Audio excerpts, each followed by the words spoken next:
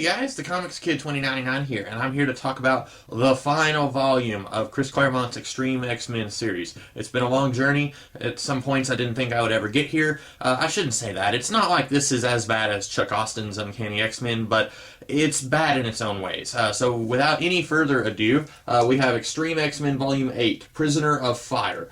This was a former library copy, that's why it's got that stuff down there in the bottom corner. This collects issues 40 through 46 and the 2001 annual. I want to go ahead and talk about that annual real quick. That annual came out at some point very early in this series run because, number one, it's drawn by Salvador Larroca, who left the series at some point around like volume 3, I think, of what I've been reviewing, and this is volume 8, so it's been a little while since he was drawing this book. And also, Thunderbird is still on the team, and he left right at the very beginning of Volume 3. So it's very puzzling to me that that annual is collected here. I almost get the feeling that as they were finishing up collecting this series, it's like, oh wait, we have that annual that came out a few years ago, and we haven't collected it in any of these volumes. Let's just throw it into Volume 8 real quick. It feels very out of place here because the team lineup is so very different in this issue than it was throughout the rest of this book. Cannonball isn't here, Magma's not here. A lot of the characters who were in the team at this point aren't in the team in the annual. Although now that I think of it, really the only character who's out of place in the annual is Thunderbird, because he left at the beginning of Volume 3, because the rest of the characters in that annual, it's Storm, Sage, Rogue, I think Gambit's there very briefly, and Bishop. So all those other guys are here. So maybe I'm just, it's in my head how out of place this annual is, but I do think that they very easily could have put that annual at the very end of Volume 2 or the very beginning of Volume 3. If you're going to have 8 issues in a volume, including an annual, you might as well put the annual where it belongs in terms of the rest of the series. So that's not really a huge complaint. It's just a little odd when you're reading the series and then, oh yeah, here's a story that probably should have been collected like 4 volumes ago. The annual story is actually a really interesting story. The villain is the Shadow King, and I'm not going to get into a whole lot of what happens in that annual because I do want to talk about the rest of this book. But I do wish that the Shadow King had been more of a presence throughout this entire series. Maybe instead of Elias Bogan or some of these villains who I don't really care about, like Khan or Vargas, some of these guys who, in my opinion, didn't get developed nearly enough, maybe Claremont could have used one of these characters who he's already done a lot of development for, like the Shadow King. The Shadow King is a character who, in comparison to a lot of the other characters that Claremont used over his 16-year run on Uncanny X-Men, the Shadow King got very little usage. He was only used, I think, twice in his run before Claremont left in the early 90s. So I would have been very fine with the Shadow King being like the main bad guy of X-Treme X-Men. I think he could have extremely easily, he could have replaced Elias Bogan and you wouldn't have even known the difference. But that's neither here nor there. I like the annual. I do wish that maybe that story could have been stretched out and had been more of the entire X-Treme X-Men series, but that's neither here nor there. The rest of this volume is basically the team coming together to finally put a stop to Elias Bogan and his big master plan. And his big master plan is basically, he wants Sage as his personal slave. And we find out why he hates Sage so much. It's because at one point, this was before Sebastian Shaw was the Black King of the Hellfire Club.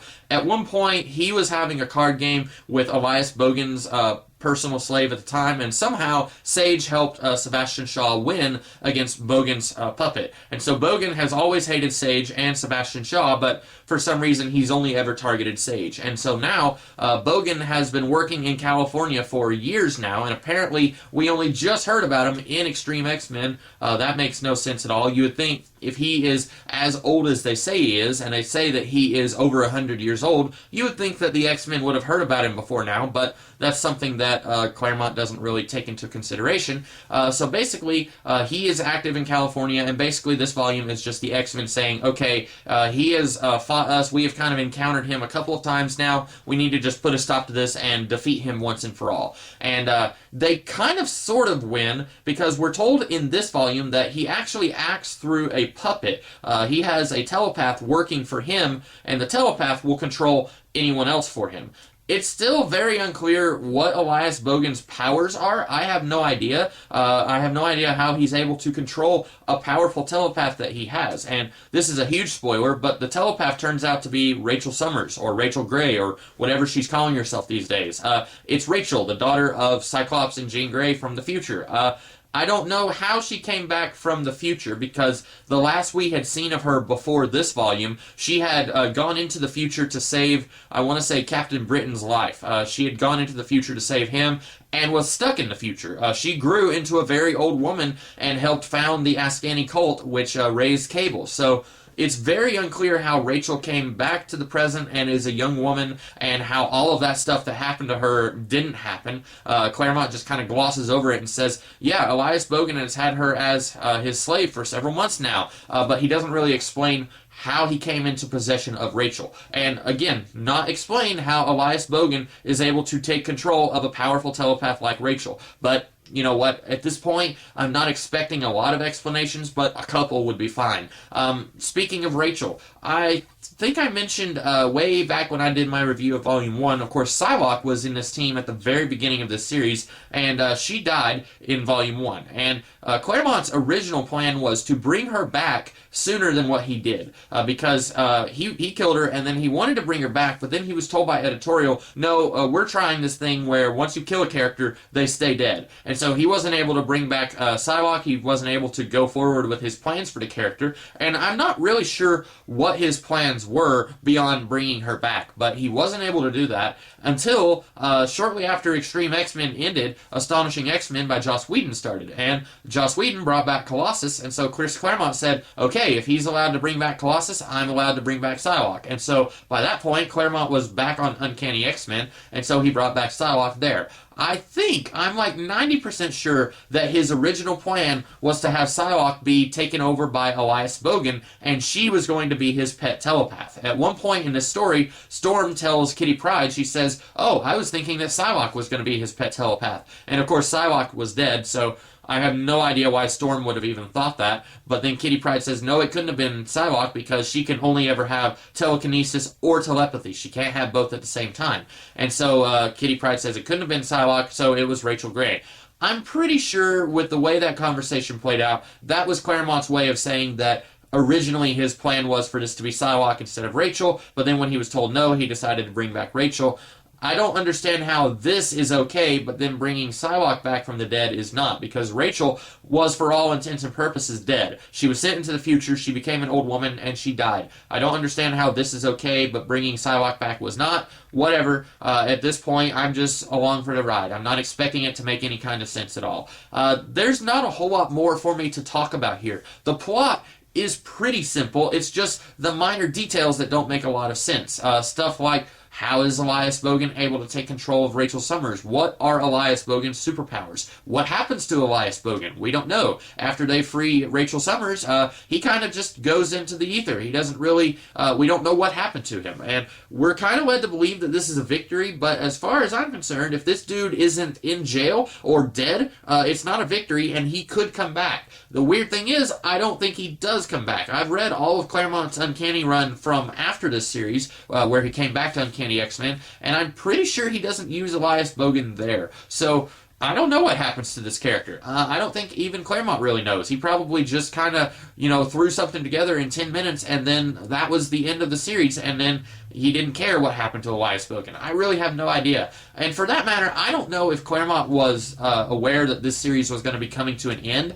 He had to know at some point, because the last issue here, in a way, it does feel like a final issue, but also it kind of feels like a what could happen next, like a to be continued kind of thing. And as I mentioned for the last 2 volumes, it seems like, these last couple of volumes have kind of been a transitionary period for this title. A couple volumes ago, I think it was in Intifada, Storm and Gambit were trying to convince several spy masters from around the world to give her team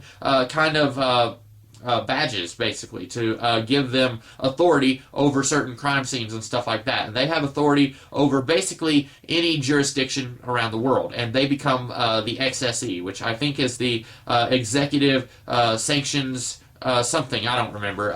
I'd have to look it up. It's not Xavier Security Enforcers, though. It's not the XSE from Bishop's Future. Well, then, last volume, all of that is completely ignored as Storm goes to Japan to be an idiot and almost be captured by these bad guys running a gladiator ring. Well, then in this volume, Storm is gone because she's over in Japan, and then we have the rest of the team. They are trying to take down Elias Bogan. Then at the very end of this book, you've got the rest of the team. They are all trying to do volunteer work, rescue work, stuff like that in New York City, because once again, Chris Claremont is referencing stuff that was happening in Grant Morrison's New X-Men. And I've said this before, I was always under the impression that Claremont really didn't like Morrison kind of just coming in and throwing his stuff around and then leaving the X-Men, but apparently I was wrong. Either that, or even if he didn't like Morrison, he was still able to take stuff that Morrison did and work it into Extreme X-Men. And so this whole last issue is kind of a response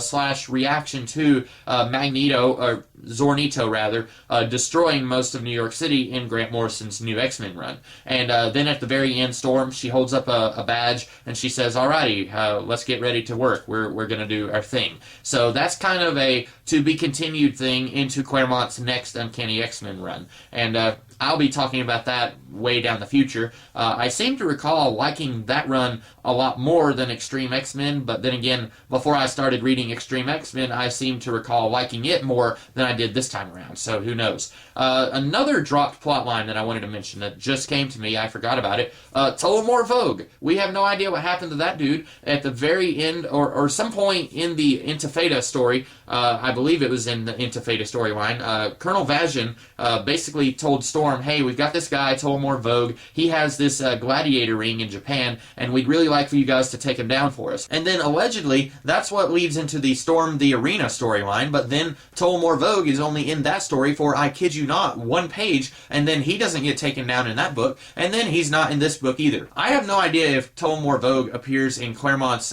next Uncanny X-Men run or not. I don't think he does. I don't recall him showing up in that run. So he's another dropped plotline who he very clearly had plans to do something with that character, but then he didn't do anything with that character. And that kind of brings me back to my curiosity if Claremont, when he knew that this series was going to be ending and he would be going over to Uncanny X-Men, because some of this book feels very much like he's planning for stories that he never got around to tell, like very possibly the return of Elias Bogan and also Tullamore Vogue. It seems like he had plans to use those characters in later stories, but then he never got around to it, and he did other stories in his Uncanny X-Men run. So that's that. I don't really have very much else to say about this volume. Basically, it's both a conclusion of a lot of what he was doing in this run, mainly the Elias Bogan thing, kind of concluding the biggest story point from this series, and also it's kind of a transitionary story, which the last couple of volumes have been, kind of transitioning the team from being